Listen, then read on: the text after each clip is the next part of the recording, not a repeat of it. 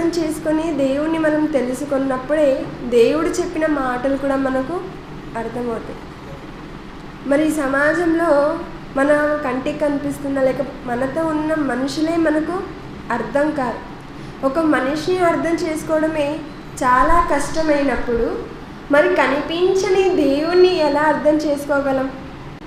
కనిపించని దేవుణ్ణి అర్థం చేసుకోవడానికే దేవుడు ఏం చేశారంటే కనిపించే అక్షరాలు గల 66 పుస్తకాలను మన చేతికి ఇచ్చారు.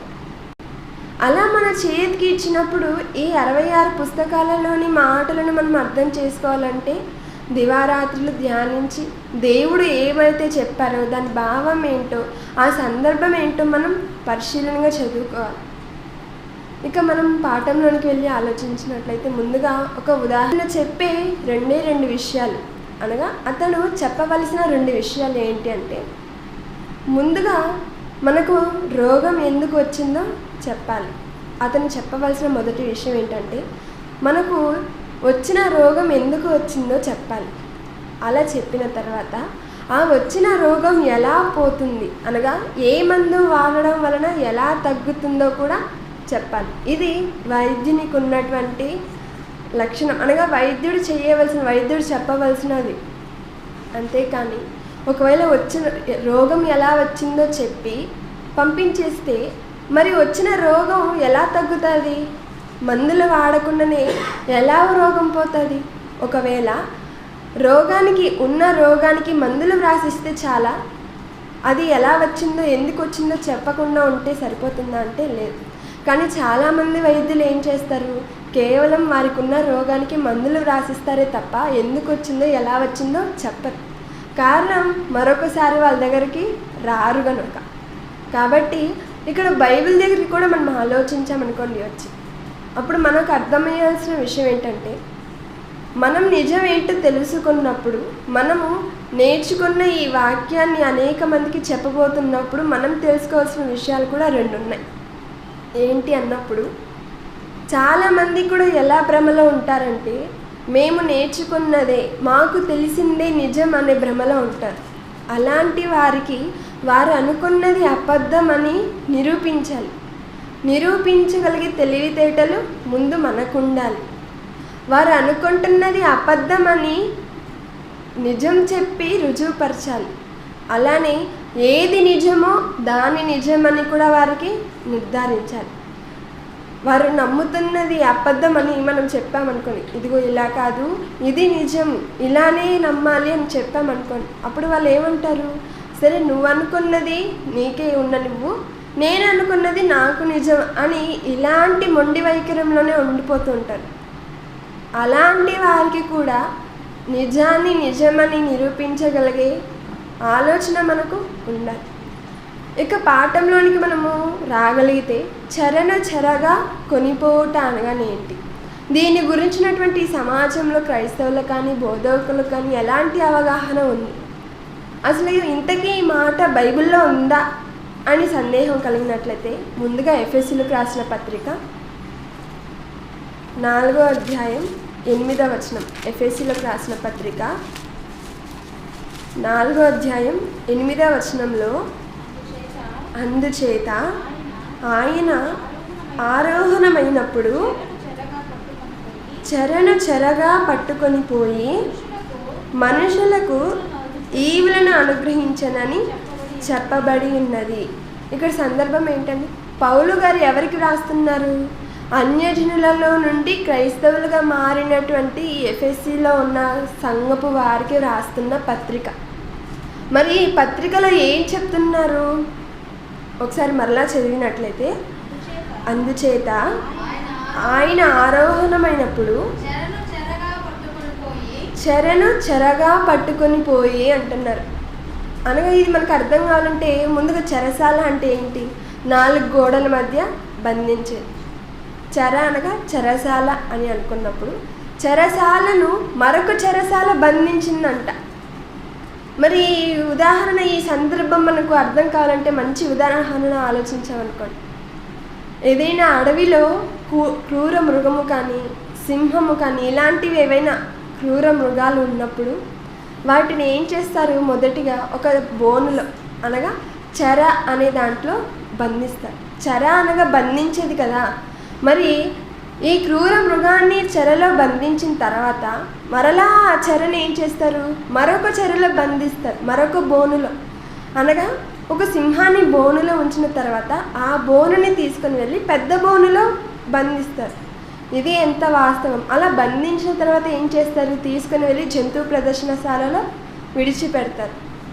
ఇది ఎంత వాస్తవమో అలానే ఇక్కడ పౌలు గారు కూడా చెబుతున్నారు, చెరను చెరగా కొనిపోయిన అంటున్నారు. కానీ ఇక్కడ పౌలు గారు ఎఫెసులో ఉన్న వారికి దీని గురించి ఎందుకు చెబుతున్నారు, ఇది ఎవరి గురించి చెబుతున్నారు, మనుషులను బంధించేది ఏమిటి, మరి యేసుక్రీస్తుల వారు దేనిని బంధించి తీసుకొని వెళ్ళారు అని మనం ఆలోచించామనుకోండి. చాలా వరకు దీని మీద అవగాహన లేక వారు చెప్పే మాట ఏంటంటే, అనగా వారికి అర్థమయ్యే రీతిలో వారు చెబుతున్నది ఏంటి అన్నప్పుడు, యేసుక్రీస్తుల వారు వచ్చారు, వచ్చిన యేసుక్రీస్తుల వారు ఈ భూమి మీద శిలువ మరణానికి అయ్యారు, అలా మరణించి ఆయన పరదేశుకు వెళ్ళారు. పరదేశుకు వెళ్ళినటువంటి యేసుక్రీస్తుల వారు అప్పటి వరకు ఎవరైతే దేవుని యందు విశ్వాసంగా ఉంటూ నీతిమంతులుగా ఉంటూ మరణించారో వారిని తనతో పాటు భూమి మీదకు వచ్చి చెరలో ఉన్న ఆత్మలు, అనగా పాతాళంలో బంధించబడిన, పాతాళంలో అప్పటి వరకు ఉన్న ఆత్మలను యేసుక్రీస్తుల వారు వచ్చి చెరగా అనగా పరలోకానికి తీసుకొని వెళ్ళారు అని చెప్తున్నారు. కానీ వాస్తవానికి ఏం జరిగింది అని మనం ఆలోచించామనుకోండి, వారు అనుకుంటున్నది నిజమేనా? యేసుక్రీస్తుల వారు వచ్చి నిజంగా పరదేశంలో ఉన్న ఆత్మలను, అనగా వారు అనుకుంటున్న చెరలో ఉన్న ఆత్మలను తీసుకొని వెళ్ళారా? అసలు ముందుగా చెర అని దేని గురించి చెప్పడం జరిగింది అని ఈ విషయాలన్నీ కూడా మనం ఆలోచించవలసినది. ఇలా వారు అనుకునడానికి ఒక బలమైన కారణం, అనగా దేనిని బట్టి యేసుక్రీస్తుల వారు వచ్చి పరదేశంలో ఉన్న ఆత్మలను చెరగా తీసుకొని వెళ్ళారు అని దేనిని బట్టి, ఏ మాటని బట్టి ఆధారం చేసుకున్నారు అన్నప్పుడు, పేతురు రాసిన మొదటి పత్రిక 3వ అధ్యాయం, పేతురు రాసిన మొదటి పత్రిక 3వ అధ్యాయం 19-20 వచనాలలో, పేతురు రాసిన మొదటి పత్రిక 3వ అధ్యాయం 19-20 వచనాలలో, దేవుని దీర్ఘశాంతము ఇంకా కనిపెట్టుచుండినప్పుడు, పూర్వము నోవాహు దినములలో ఓడ సిద్ధపరచబడుచుండగా అవిధేయులైన వారి యొద్దకు, అనగా చెరలో ఉన్న ఆత్మల యొద్దకు ఆయన ఆత్మరూపిగానే వెళ్ళి వారికి ప్రకటించెను. ఆ ఓడల కొందరు, అనగా 8 మంది నీటి ద్వారా రక్షణ పొందిరి. ఇక్కడ పేతురు గారి పత్రికలో ఏం చెప్తున్నారు, ఓడ సిద్ధపరచబడుచుండగా అవిధేయులైన వారి యొద్దకు, అనగా చెరలో ఉన్న ఆత్మల యొద్దకు ఆయన, అనగా యేసుక్రీస్తుల వారు ఆత్మరూపిగానే వెళ్ళి వారికి ప్రకటించును అంటున్నారు. మరి దీని అర్థం ఏమిటి? యేసుక్రీస్తుల వారు మరణించి భూమి అంతర్భాగంలోకి వెళ్ళి పాతాళంలో ఉన్నటువంటి ఆ నీతిమంతులు ఎవరైతే ఉన్నారో, మరి యేసుక్రీస్తుల వారు రాకమునుపు, ధర్మశాస్త్రం లేకమునుపు ఎవరైతే చనిపోయారో వారందరినీ కూడా యేసుక్రీస్తుల వారు అక్కడికి వెళ్ళి యేసుక్రీస్తుల వారి రక్తంతో వారిని పరిశుద్ధులుగా చేసి వారిని తనతో పాటు తీసుకొని వెళ్ళారా? మరి ఏంటి ఆ సందర్భం ఏంటి అన్నది మనం అర్థం చేసుకోవాలి. ఇంతకీ నోవాహు గారి దినములలో ఏమి జరిగింది, నోవాహు గారి దినములలో జనులు ఎలా ఉన్నారు అని మనం ఆలోచించాలి. ఎక్కువగా ఈ రెండిటిని కలిపి వీళ్ళు చెబుతున్న ఒక అవాస్తవం ఇది. మరి ఏంటి వాస్తవం ఏంటి అని మనం ఆలోచించాలి. పౌలు గారు చెర అన్నారు. మరి పౌలు గారు చెప్పిన చెర దేని గురించి, పేతురు గారు చెబుతున్న చెర దేని గురించో మనం ఆలోచించాలి. బైబిల్ చదివేటప్పుడు మరి ముఖ్యంగా మనం అర్థం చేసుకోవాల్సిన విషయం ఏంటంటే, మనము అక్షర భావాన్ని ప్రాథమికంగా తీసుకొనకూడదు, భావాన్ని తీసుకోవాలి. వారు చెబుతున్న సందర్భాన్ని మనము తీసుకోవాలి. బైబిల్లో అక్షరాలు కలవటం అంటే కలుస్తాయి. అక్కడ చెర ఉంది, ఇక్కడ చెర ఉంది, అక్కడ యేసుక్రీస్తుల వారు ఉన్నారు, ఇక్కడ యేసుక్రీస్తుల వారు ఉన్నారు కనుక అక్కడ చెబుతున్న సందర్భం ఇక్కడ చెబుతున్న సందర్భం ఒకటే కాదు. మరి దేని గురించి చెప్తున్నారు? ఇక్కడ పేతురు గారు పత్రిక రాస్తూ నోవాహు గారి కాలంలో జరిగిన దాని గురించి చెప్తున్నప్పుడు ఏ చెర గురించి ప్రస్తావిస్తున్నారు అని మనం ఆలోచించామనుకోండి.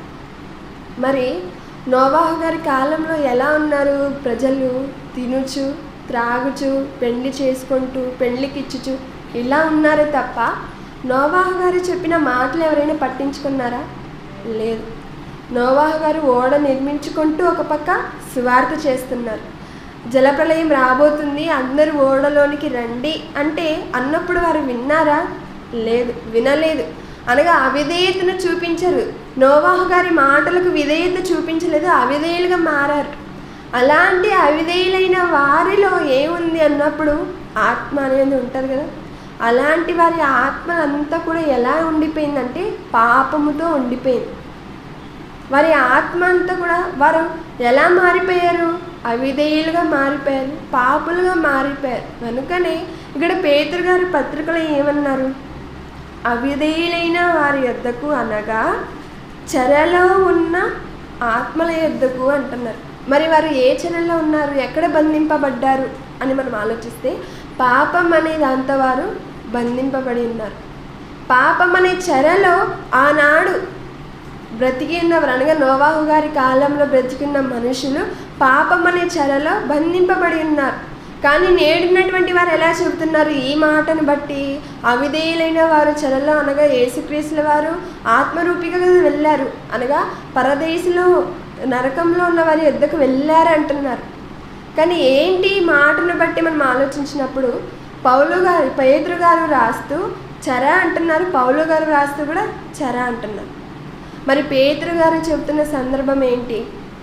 నోవాహు గారి కాలంలో ప్రజలు ఉన్నారు, కానీ ఆ ప్రజలు ఎలాంటి వారంటే నోవాహు గారికి అవిధేయతలుగా ఉంటూ, నోవాహు గారి మాట వినక అవిధేయతను చూపిస్తూ వారు తినుచు, త్రాగుచు, సుఖించుచు, పెళ్లి చేసుకుంటూ, పెళ్లికిచ్చుచు ఇలా ఉండిపోయారు. కాబట్టి వారిలో ఉన్నటువంటి ఆత్మ ఏదైతే ఉందో అది పాపము చేత బంధించబడి ఉన్నది. అనగా వారి ఆత్మలంతా కూడా చెరలో ఉన్నది. పాపం అనే చెరలో వారి ఆత్మ ఉన్నది.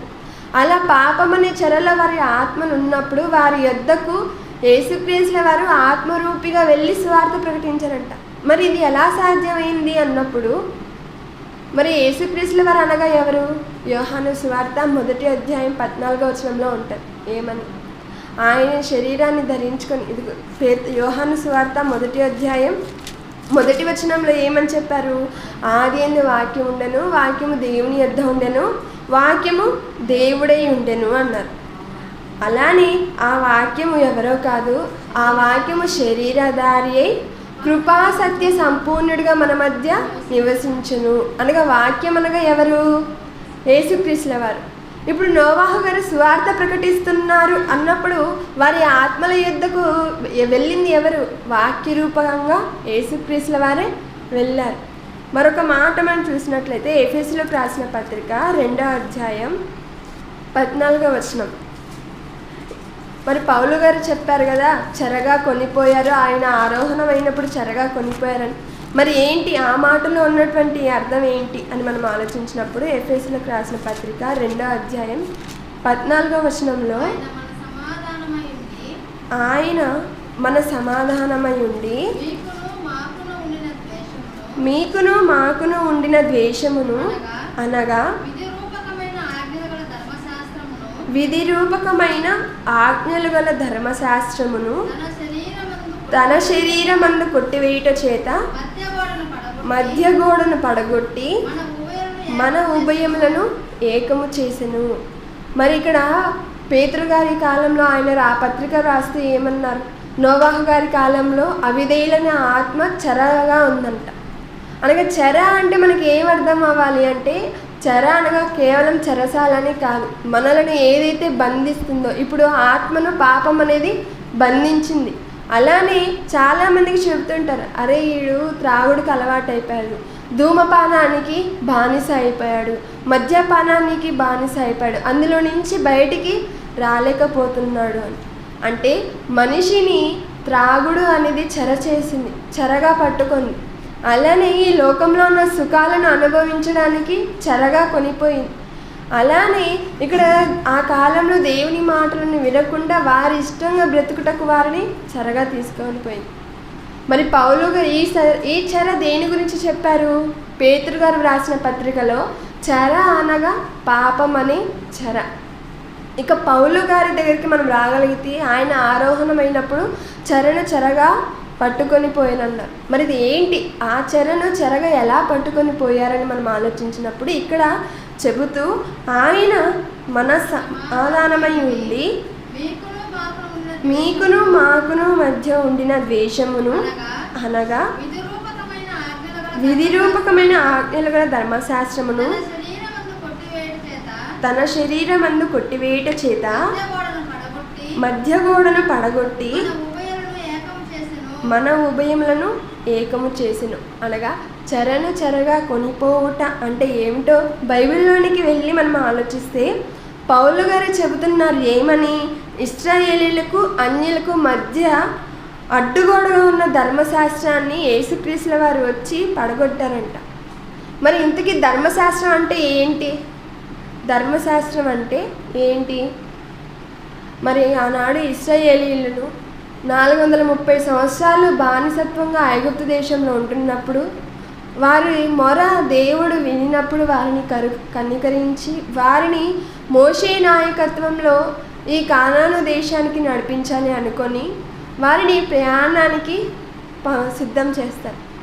అలా వారు ఐగుప్తు దేశంలో నుండి కానాను దేశానికి వస్తున్న మధ్యకాలంలో అప్పుడప్పుడు వారు దేవునికి అవిధేయులుగా అయిపోతున్నప్పుడు ఇలా కాదు, వీరికి నేను ఆజ్ఞలు ఇవ్వాలి, వీళ్ళు ఎలా బ్రతకాలో వీరికి నేను కట్టడలను నియమించాలి.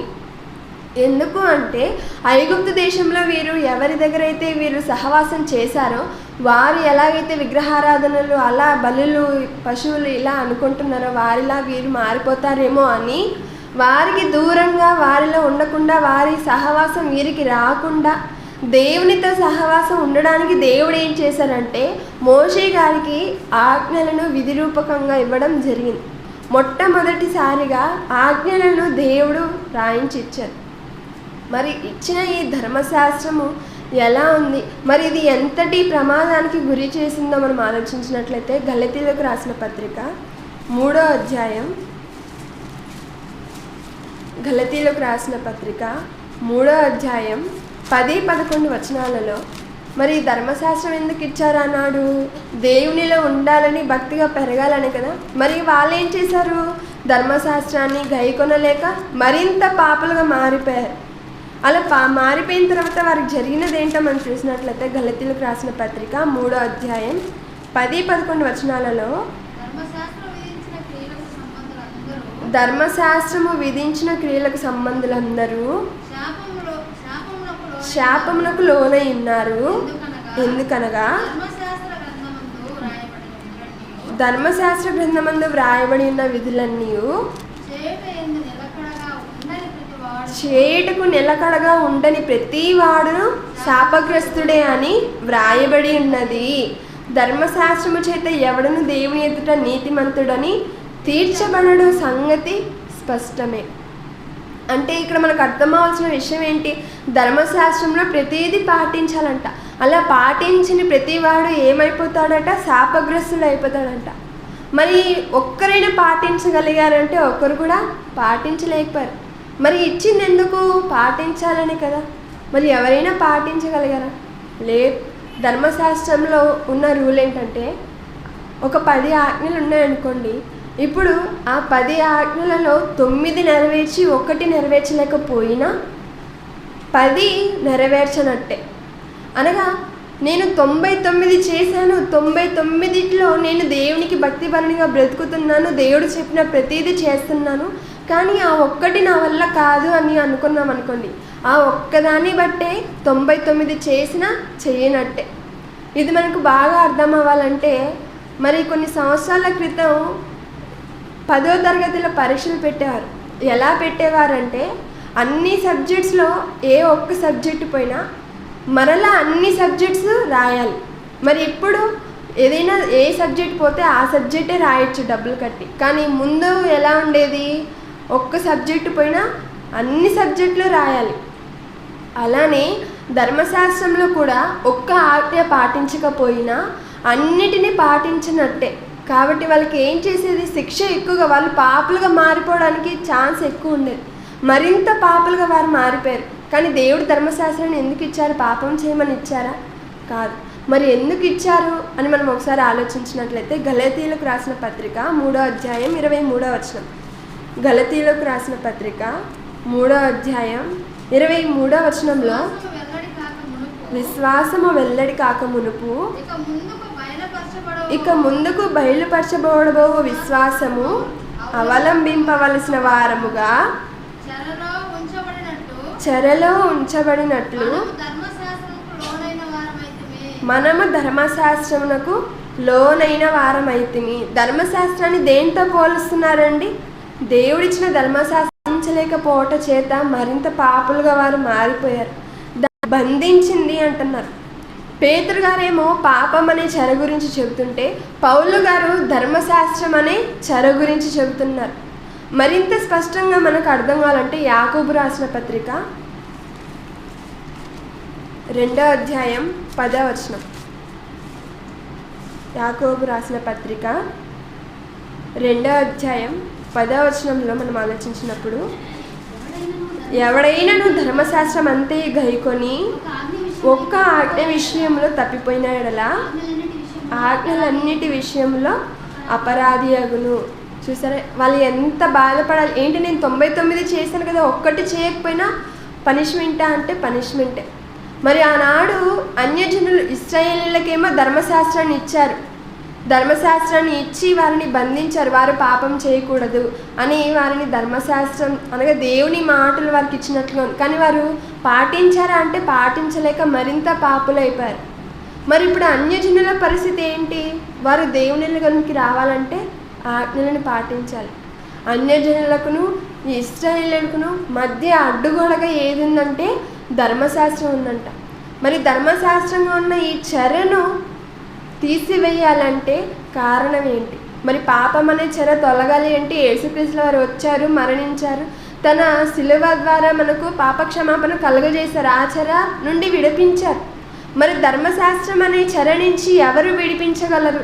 అది ఎలా బంధకం నుంచి బయటికి వస్తుంది అని మనం ఆలోచించినప్పుడు రోమీలకు రాసిన పత్రిక 5వ అధ్యాయం 13వ వచనంలో, రోమీలకు రాసిన పత్రిక 5వ అధ్యాయం 13వ వచనంలో మనం చూసినట్టు, ఏలయనగా ధర్మశాస్త్రము వచ్చినది కనుక పాపము లోకములో ఉండెను, కానీ ధర్మశాస్త్రము లేనప్పుడు పాపము ఆరోపింపబడదు. చాలండి. ఇక్కడ చెప్తున్న మాట ఏంటి?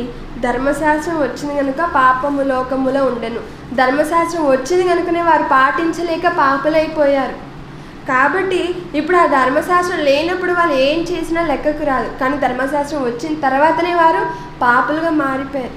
అలాంటిది ఈ ధర్మశాస్త్రాన్ని కొట్టివేయాలంటే, తీసివేయాలంటే, తన పిల్లలను మరలా తన యొద్దకు రప్పించుకోవాలి అంటే కారణం ఏంటి? ఎవరు రావాలి? దాని నుండి ఎవరు విడిపించాలి అని మనం ఆలోచించామనుకోండి, యేసుక్రీస్తుల వారే వచ్చారు.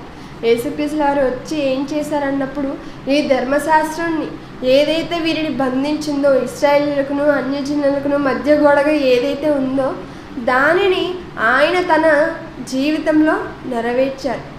ధర్మశాస్త్రంలో చెప్పబడిన ఆజ్ఞలన్నిటిని పాటించారా? ప్రతిదీ కూడా పాటించారు. చివరికి లాస్ట్ ఇంకా చనిపోబోతున్నప్పుడు నాకు దాహం వేస్తుంది, నన్ను దప్పికొని ఉన్నాను అన్నారు. మరి దేనికన్నారు? నిజంగా దాహం వచ్చి అన్నారా? మరి మార్గ మధ్యంలో కొరడాలతో అలా కొడుతున్నప్పుడు కూడా అడగచ్చు కదా? లేదు. ఇంకా చనిపోబోతున్నప్పుడు కూడా అడుగుతున్నారంటే త్రాగడానికి కాదు. ఎందుకు? లేఖనము నెరవేరినట్లు అంటారు.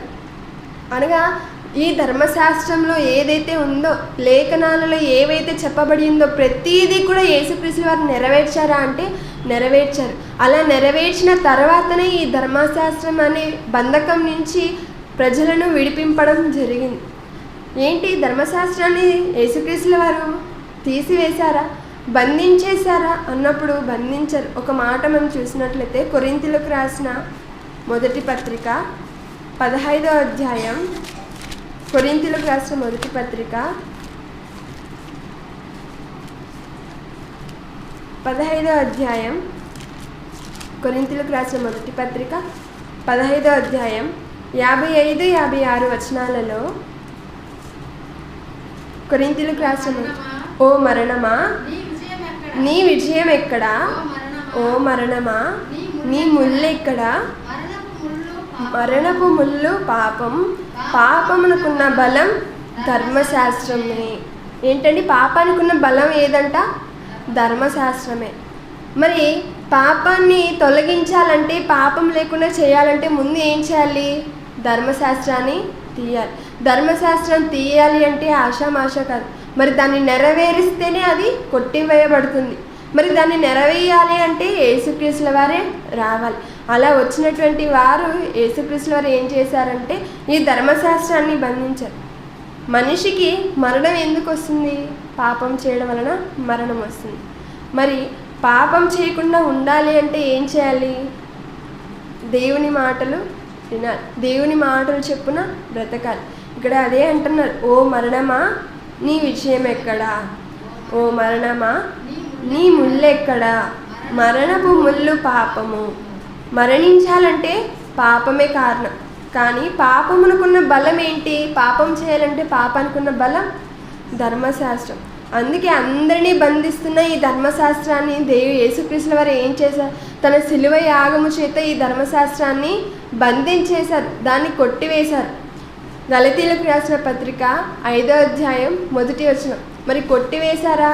ధర్మశాస్త్రాన్ని తీసివేశారా? అప్పటి వరకు బంధించబడి ఉన్న ధర్మశాస్త్రము చెరగా బంధించబడిన వారిని స్వతంత్రంగా చేసిందా అన్నప్పుడు పౌలు గారు చెబుతూ గలతీయులకు రాసిన పత్రిక 5వ అధ్యాయం 1వ వచనంలో ఈ స్వాతంత్రము అనుగ్రహించి క్రీస్తు మనలను స్వతంత్రులుగా చేసి ఉన్నాడు. కాబట్టి మీరు స్థిరముగా నిలిచి మరలా దాస్యమును కాడి క్రింద చిక్కుకొనకుడి అంటున్నారు. ఇక్కడ ఏం చేశారు? ధర్మశాస్త్రం కింద దాసులుగా ఉన్న ఇశ్రాయేలీయులకు విడిపించి ప్రసాదించింది ఏంటి? స్వాతంత్రం.